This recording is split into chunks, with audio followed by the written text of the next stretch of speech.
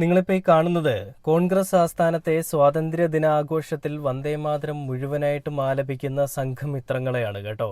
അതായത് കഴിഞ്ഞ 10 വർഷങ്ങളിൽ നമ്മൾ കണ്ടിട്ടില്ലാത്ത ഒരു പ്രതിഭാസം ഇന്ന് ഈ പുതിയ സർക്കാർ അധികാരത്തിൽ വന്ന് ഏകദേശം 2 മാസങ്ങൾ പിന്നിടുമ്പോൾ നടപ്പിലാക്കിയിരിക്കുകയാണ്. എന്താണോ RSSന്റെ അജണ്ട, അതിന്റെ പിന്നാലെ ഓടുന്ന സതീശൻ എന്ന് പറയുന്ന കേരളത്തിലെ മുഖ്യമന്ത്രിയും ഇന്ത്യൻ നാഷണൽ കോൺഗ്രസിന്റെ തലപ്പത്തിരിക്കുന്ന സോണിയാഗാന്ധിയും പപ്പുക്കുട്ടനും ഒക്കെ ഈ രീതിയിൽ RSS പറയുന്ന അജണ്ടകളുടെ മുന്നിൽ ചാടിക്കളിക്കട കുഞ്ഞിരാമ, ഓടിക്കളിക്കട കുഞ്ഞിരാമ എന്ന് പറയുമ്പോൾ അങ്ങോട്ടും ഇങ്ങോട്ടും ചാടാൻ വേണ്ടിയിട്ട് അവരുടെ കളിപ്പാവയെ പോലെ ഇരിക്കുകയാണോ എന്നൊരു ചോദ്യത്തിന് ഇവിടെ ഏറെ പ്രസക്തിയുണ്ട് സുഹൃത്തുക്കളെ. ഞാൻ എന്തുകൊണ്ടാണ് ഈ ഒരു ചോദ്യം ചോദിക്കുന്നത് വെച്ച് കഴിഞ്ഞാൽ, ഈ 2 വരികൾ, ആദ്യത്തെ 2 വരികളൊക്കെ ഓക്കെയാണ് വന്ദേമാതരത്തിൻ്റെ. അതിനുശേഷമുള്ള വരികളിൽ വർഗീയതയാണ് കൂടുതലും പറയുന്നത്. എന്തുകൊണ്ട് വർഗീയത പറയുന്നു? ഹിന്ദു എന്ന് പറയുന്ന മതവിഭാഗത്തിൽപ്പെട്ട ആളുകൾ മാത്രം ഇവിടെ ജീവിച്ചാൽ മതി എന്ന് പറയുന്ന രീതിയിലുള്ള, അവരുടെ ദൈവത്തെ മാത്രം ആരാധിക്കുന്ന രീതിയിലുള്ള പരാമർശങ്ങൾ മാത്രമാണ് വന്ദേമാതരം എന്ന് പറയുന്ന, അല്ലെങ്കിൽ ആ ഒരു രീതിയിൽ ആലപിക്കുന്ന ഗാനങ്ങളിൽ പിന്നീട് അപ്പുറത്തേക്കുള്ളത്. അതിവിടെ നടപ്പിലാക്കാൻ പാടില്ല എന്നും ഒരു കാരണവശാലും RSSന്റെ അജണ്ടകളുടെ മുൻപിൽ തലകുനിക്കില്ല എന്നും അവരുടെ കാൽച്ചുവട്ടിൽ പോയി അവരുടെ ഷൂ നക്കാനായിട്ട് സവർക്കർ പോയതുപോലെയും സംഘികളുടെ പല അടിമകൾ പോയതുപോലെയും പോകില്ല എന്നും കേരളത്തിൽ ഇരുന്നു കൊണ്ട് പറഞ്ഞ് RSSനെ അതിരൂക്ഷമായിട്ടും ശക്തമായിട്ടുമൊക്കെ എതിർത്തൊരു മനുഷ്യനുണ്ടായിരുന്നു ഇവിടെ. പിണറായി വിജയൻ എന്ന് പറയും, പലർക്കും അറിയാം കേട്ടോ. പിണറായി വിജയൻ എന്ന് പറയുന്ന ഇരട്ടച്ചങ്ങനെന്ന് പലരും വിളിപ്പേര് കൊടുത്ത് വിളിക്കുന്ന പിണറായി വിജയൻ സഖാവിനൊരു ഉറപ്പുണ്ടായിരുന്നു, ആ മനുഷ്യനൊരു തീരുമാനമുണ്ടായിരുന്നു.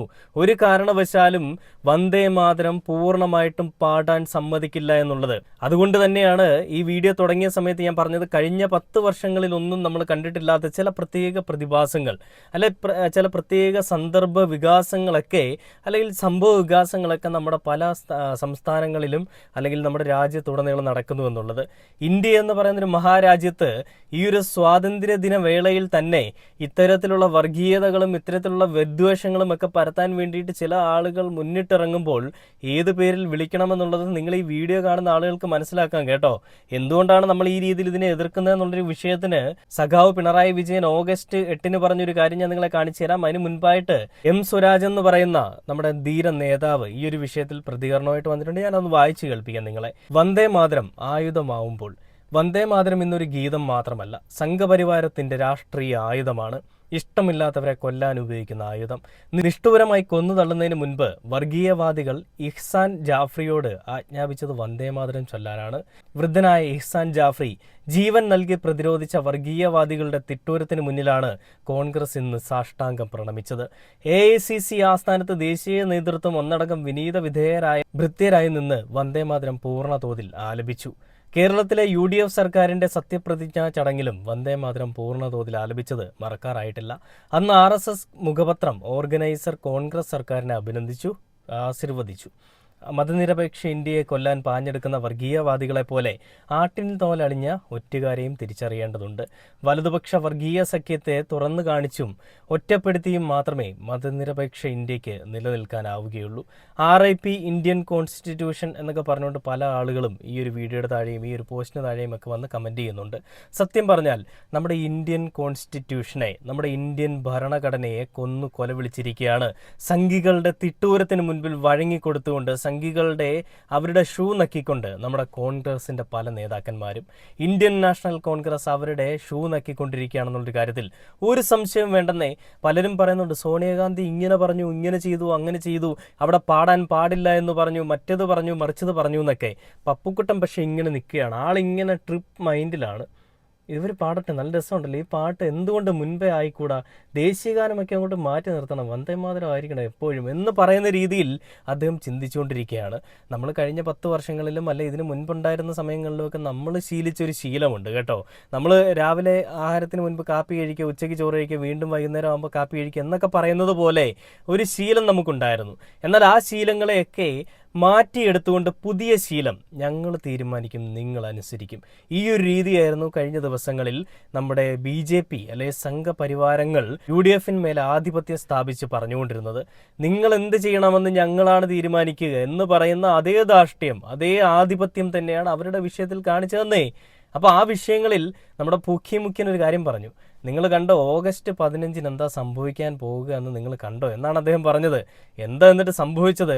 ദേശീയ ഗാനം അങ്ങോട്ടൊരു സൈഡിലേക്ക് മാറ്റി നിർത്തി വന്ദേ മാതരം പൂർണ്ണമായിട്ടും ആലപിച്ചു. അത് ആലപിക്കുന്ന സമയത്തൊന്നും തടുക്കാൻ ഒരാൾ പോയിട്ടില്ല. ആലപിക്കുന്നതിന് ആരും എതിർക്കുന്നുമില്ല.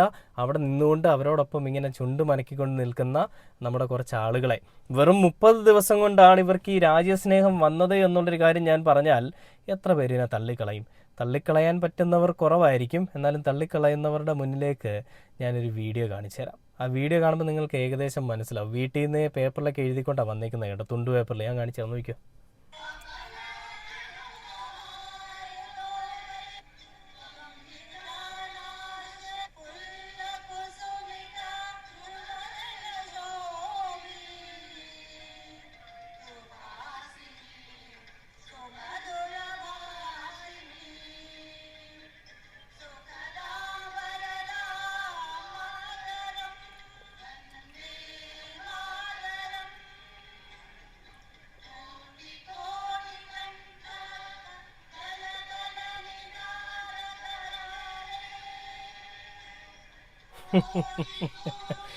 വെറും 30 ദിവസം കൊണ്ടുണ്ടായ ഒരു മാതൃസ്നേഹം എന്ന് പറയുന്നത് പോലെ രാജ്യസ്നേഹം. വെറും 30 ദിവസം. ആ 30 ദിവസങ്ങൾ ഉണ്ടായത് കൊണ്ടായിരിക്കാം മറന്നു പോകാതിരിക്കാൻ വേണ്ടി പേപ്പറിലൊക്കെ എഴുതിക്കൊണ്ട് വന്നു. തെറ്റ് പറയാൻ പറ്റില്ല കേട്ടോ. വെറും 30 ദിവസം കൊണ്ടുണ്ടായ ഒരു രാജ്യസ്നേഹമല്ല. പെട്ടെന്ന് പഠിച്ചെടുക്കുക എന്ന് പറയുമ്പോൾ കുറച്ച് പാടാണ്. ഇത്രയും കാര്യങ്ങളൊക്കെ പഠിക്കണ്ടേ, ഇത്രയും കാര്യങ്ങളൊക്കെ ഓർത്ത് പാടണ്ടേ. തെറ്റ് വരാൻ പാടില്ല. നമുക്ക് അവരെയും കുറ്റം പറയാൻ പറ്റില്ല. അവരിങ്ങനെ പെട്ടെന്നുണ്ടായ രാജ്യസ്നേഹമായതുകൊണ്ട് അങ്ങനെ എഴുതിക്കൊണ്ട് വന്നത്. അത് അവരൊരു പ്രിക്കോഷൻ എടുത്തതാണ്, അല്ലാതെ വേറൊന്നുമല്ല കേട്ടോ.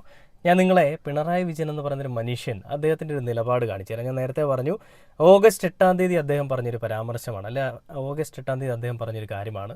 ഇവിടെ RSSൻ്റെ ശക്തികൾക്ക് മുന്നിൽ മുട്ടുമടക്കിക്കൊണ്ട് നമ്മുടെ സർക്കാർ തീരുമാനങ്ങൾ എടുക്കുന്നു. ആ തീരുമാനങ്ങൾ ഒന്നും ശരിയല്ല എന്നുള്ള രീതിയിൽ അദ്ദേഹം പറയുന്ന കുറച്ച് കാര്യങ്ങളാണ്. ഒന്ന് കണ്ടുപോയിക്കോ.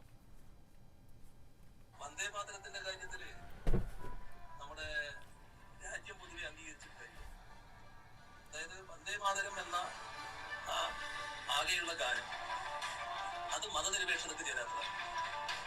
നമ്മളൊരു മതനിരപേക്ഷ രാഷ്ട്രമാണ് തീരുമാനിച്ചു വെച്ചിട്ടുണ്ടായിരുന്നത്. ആ മതനിരപേക്ഷതയ്ക്ക് ചേരാത്ത ഒരു ഗാനം അതേ രീതിയിൽ ചൊല്ലരുത് എന്ന് നമ്മുടെ കോൺസ്റ്റിറ്റ്യൂഷൻ അസംബ്ലി തന്നെ തീരുമാനിച്ചത്. അത് ആദ്യത്തെ ഈരടികൾ ചൊല്ലുന്നതിൽ തെറ്റില്ല. അപ്പൊ ആദ്യത്തെ ഈരടികൾ മാത്രമേ ചൊല്ലേണ്ടതായിട്ടുള്ളൂ എന്നും കോൺസ്റ്റിറ്റ്യൂഷൻ അസംബ്ലി തീരുമാനിച്ചു. ഇവിടെയാണ് രാജേന്ദ്ര പ്രസാദാണെന്ന് പ്രഖ്യാപിക്കുന്നത്. ഇതായിരുന്നു അത് ജവഹർലാൽ നെഹ്റു കിടക്കുന്ന നയം. ആ നയമാണ് കോൺഗ്രസിന്റെ നയമായിട്ടുണ്ടായിരുന്നത്. വ്യത്യാസം വന്നത് ഈ ഗവൺമെന്റ് അധികാരത്തിൽ വരുമ്പോൾ ആദ്യത്തെ ദിവസം മന്ത്രിസഭാ സത്യപ്രതിജ്ഞയുടെ ഘട്ടത്തിൽ ഈ വന്ദേമാതരം മുഴുവനായിട്ട് വന്ദേമാതരം മുഴുവനായിട്ട് ചൊല്ലുക എന്നുള്ളത് RSSന്റെ നയമാണ്, RSSന്റെ അജണ്ടയാണ്. അതിന് പൂർണ്ണമായിട്ട് കീഴ്പ്പെടുത്തിയ അവസ്ഥ ഇവിടുത്തെ ഗവൺമെന്റ് കാണിച്ചു. വ്യാപക വിമർശനം അതിനെതിരെയുണ്ട്. ആ വിമർശനം നിലനിൽക്കുകയാണ് ഇപ്പൊ വീണ്ടും വന്ദേമാതരത്തിന്റെ പ്രശ്നങ്ങൾ. ഇപ്പോ ആഗസ്റ്റ് 15 സ്വാതന്ത്ര്യദിനാഘോഷവേളയിൽ ദേശീയ ഗാനം മാത്രമല്ല വന്ദേമാതരം മുഴുവനായിട്ട് ചൊല്ലണമെന്ന് പറയുന്നുവെന്നാണ് കേൾക്കുന്നത്. അങ്ങനെയാണെങ്കിൽ അത് ഗൗരവമായ കാര്യം. അത് RSS നയമാണ്, നമ്മുടെ രാജ്യം അംഗീകരിച്ചത്. ഈ വന്ദേമാതരം ചൊല്ലുക എന്ന് പറയുമ്പോൾ ആദ്യത്തെ ഈരടികൾ മാത്രം ചൊല്ലേണ്ട കാര്യം മാത്രമേ ഉള്ളൂ. അപ്പോ എത്ര കണ്ട് RSS അജണ്ടയ്ക്ക് കീഴ്പ്പെടുന്നു എന്നുള്ളതാണ് ഈ വന്ദേമാതരം സത്യപ്രതിജ്ഞാ വേള തൊട്ട് ഇതുവരെയുള്ള കാര്യങ്ങളിൽ കാണാൻ നമുക്ക് കഴിയും. ഇപ്പൊ ചെയ്യേണ്ടത് അടിയന്തരമായി ഈ കാര്യം തിരുത്താൻ തയ്യാറാവും. ഇത് ഇത്തരത്തിൽ ചൊല്ലാൻ പാടില്ല എന്ന നിലപാട് പൊതുവെ സ്വീകരിക്കാനാവും. ആദ്യത്തെ ഈരടി മാത്രം ചൊല്ലുക, ബാക്കി ദേശീയ ഗാനം ആലപിക്കുന്ന അറിയുക. ഇതാണ് ആവശ്യമായിട്ട്. വന്ദേമാതരത്തിന്റെ കണ്ടില്ലേ, അദ്ദേഹം പറഞ്ഞൊരു കാര്യമുണ്ട്. എത്ര കണ്ട് നമ്മുടെ UDFും UDFിൻ്റെ സഖ്യങ്ങളുമൊക്കെ RSSൻ്റെ അവരുടെ ആ ഒരു അജണ്ടകൾക്ക് മുൻപിൽ കീഴ്പ്പെടുന്നു എന്നുള്ളത് നമുക്ക് ഓഗസ്റ്റ് 15 കാണാൻ സാധിക്കുമെന്നുള്ളത് പറഞ്ഞതുപോലെ തന്നെ കാണാൻ സാധിക്കുകയും ചെയ്തു.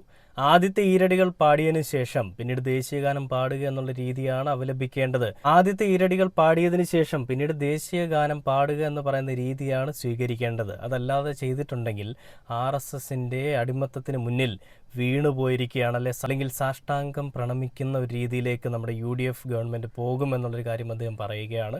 അതിനാണല്ലോ നമ്മൾ കാണുന്നത്. അവരുടെ മുൻപിൽ അവരുടെ ഷൂ നക്കികളായിട്ട് മാറുന്ന നമ്മുടെ പൂക്കി ഗവൺമെൻറ്റിൻ്റെ പൂക്കിത്തരങ്ങളാണ് നമ്മൾ കണ്ടുകൊണ്ടിരിക്കുന്നത്.